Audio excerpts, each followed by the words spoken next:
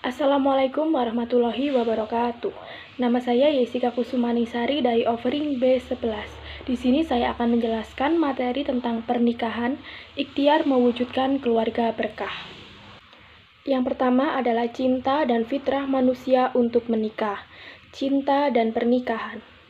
Menurut para ahli, cinta adalah kesenangan jiwa, pelipur hati, membersihkan akal, dan menghilangkan gundah gulana. Sehingga memberikan beberapa pengaruh, yaitu membuat elok rupa, membuat manis kata-kata, memperhalus perasaan, hingga membuat perilaku mulia. Menurut ajaran Islam, perasaan cinta akan membawa kebaikan apabila disalurkan dalam bingkai pernikahan, karena dalam pernikahan terjalin interaksi antara laki-laki dan perempuan. Semua itu hukumnya halal, bahkan dapat menjadi pahala. Selain pernikahan, semua bentuk hubungan antara laki-laki maupun perempuan hukumnya adalah haram atau terlarang, karena hubungan yang tidak dalam bingkai pernikahan memberikan dampak negatif bagi individu, keluarga, hingga masyarakat. Salah satu bentuk atau kategori cinta terlarang adalah cinta kepada sesama jenis atau homoseksual, atau dalam bahasa Arabnya adalah liwat.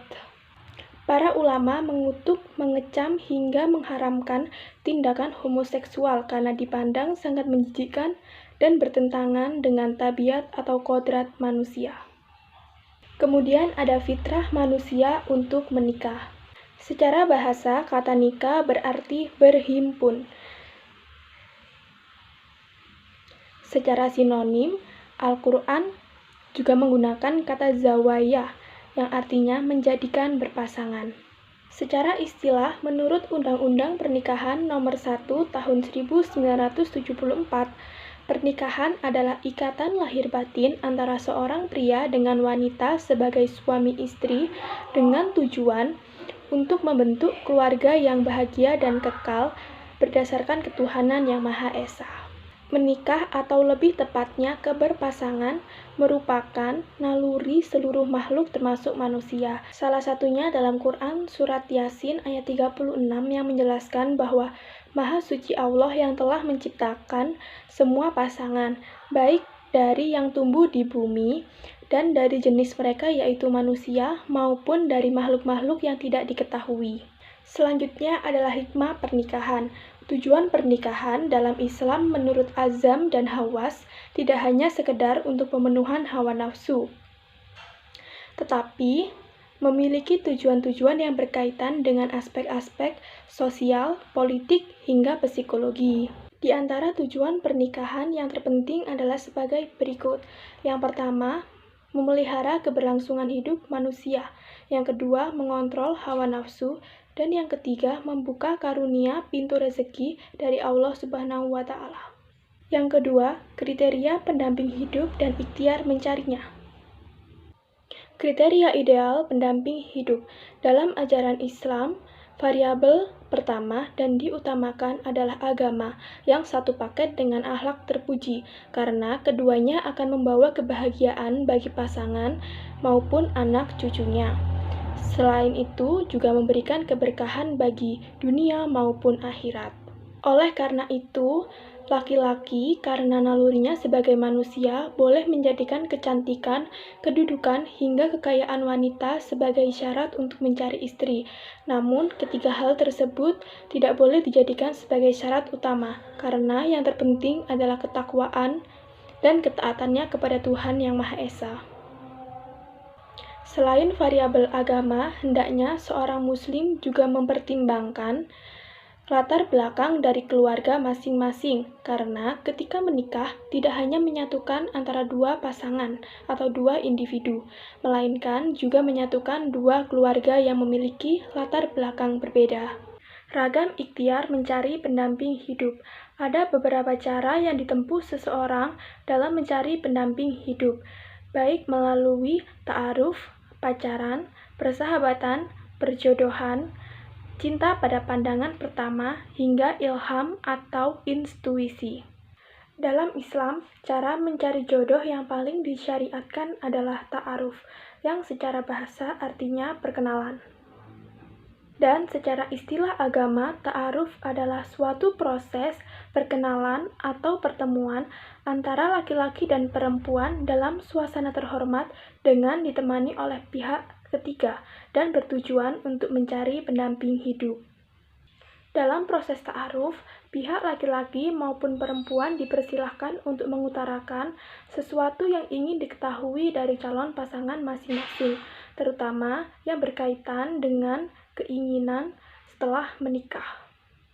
Selain itu, pihak laki-laki maupun perempuan juga dipersilahkan untuk mengetahui wajah antar kedua individu dengan seksama guna memantapkan hati agar tidak terjadi kekecewaan setelah menikah.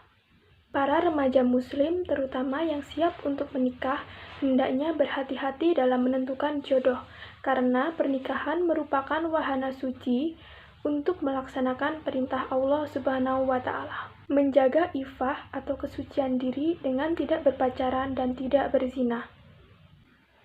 Katakan tidak pada pacaran. Menurut Kamus Besar Bahasa Indonesia, pacar adalah kekasih atau teman lawan jenis yang tetap dan memiliki hubungan berdasarkan cinta kasih. Dalam rangka memberikan penilaian yang objektif tentang pacaran, diperlukan pemaparan tentang keuntungan maupun kerugian dalam berpacaran. Keuntungan berpacaran diantaranya adalah belajar mengenali karakter lawan jenis, mendapatkan perhatian lebih, mudah menemukan tempat untuk berkeluh kesah, ada yang mentraktir makan, minum, pulsa, dan sebagainya, mendapat layanan antar jemput gratis, dan sarana untuk menyalurkan hasrat atau nafsu seksual. Kemudian, kerugian berpacaran. Yang pertama, mengurangi waktu untuk diri sendiri, mendorong orang untuk berbohong agar tidak merugikan dirinya, menghabiskan uang, menghambat cita-cita, hati menjadi resah dan tidak tenang, memunculkan fitnah, hilangnya keperawanan atau keperjakaan, menimbulkan aib bagi keluarga bila sampai terjadi perzinahan, menunda pernikahan karena keasikan berpacaran, menimbulkan efek sakit hati, terjadi kekerasan dalam berpacaran, hingga menyebabkan konflik dengan orang tua. Ditinjau dari sudut pandang ajaran agama Islam, segala bentuk aktivitas berpacaran adalah haram hukumnya, kecuali apabila dalam berpacaran tidak melanggar aturan agama dalam mengatur hubungan antara laki-laki maupun perempuan.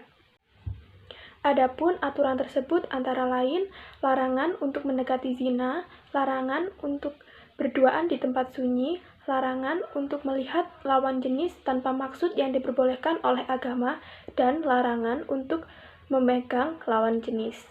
Manajemen hati agar tidak berpacaran.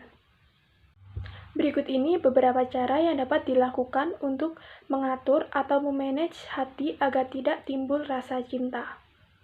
Yang pertama adalah menyadari bahwa pacaran hukumnya adalah haram dan memiliki dampak negatif yang akan menimbulkan dosa. Yang kedua, mempercayai bahwa jodoh sudah diatur oleh Allah Subhanahu wa Ta'ala. Untuk itu, kita tidak diperbolehkan atau tidak perlu untuk merasa minder, galau, atau yang lainnya. Kemudian yang ketiga adalah kuatkan tekad untuk membahagiakan kedua orang tua sebelum membahagiakan orang lain. Meraih keluarga berkah dalam pernikahan. Merujuk pada Al-Quran, terutama dalam surat Ar-Rum ayat 31, keluarga berkah adalah keluarga yang sakinah, artinya tenang, tentram. Mawadah artinya penuh cinta. Dan warohmah yang artinya diliputi kasih. Dapat diambil kesimpulan bahwa keluarga berkah adalah keluarga yang mampu menciptakan suasana nyaman, tentram, dan aman bagi seluruh anggota keluarganya. Adapun upaya untuk meraih keluarga berkah. Upaya meraih keluarga berkah sebelum menikah. Yang pertama, menata niat untuk menikah. Yang kedua, tidak berpacaran. Yang ketiga, menyiapkan diri baik secara fisik maupun psikis. Dan yang keempat adalah bermusyawarah dengan orang tua untuk memberikan atau memperoleh restu maupun dukungan dari orang tua.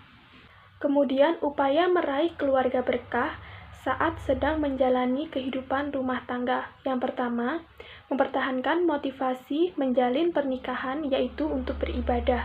Yang kedua, menjadikan ridho Allah sebagai pedoman dalam berumah tangga. Yang ketiga, suami dan istri hendaknya menjalankan tugas dan kewajibannya dengan sebaik mungkin. Yang keempat, membiasakan bersikap terbuka terhadap pasangan. Ragam kontroversial dalam pernikahan. Yang pertama, nikah dalam keadaan hamil. Yang kedua, nikah beda agama. Dan yang ketiga, nikah mut'ah. Demikian rangkuman materi yang dapat saya sampaikan. Semoga bermanfaat. Wassalamualaikum warahmatullahi wabarakatuh.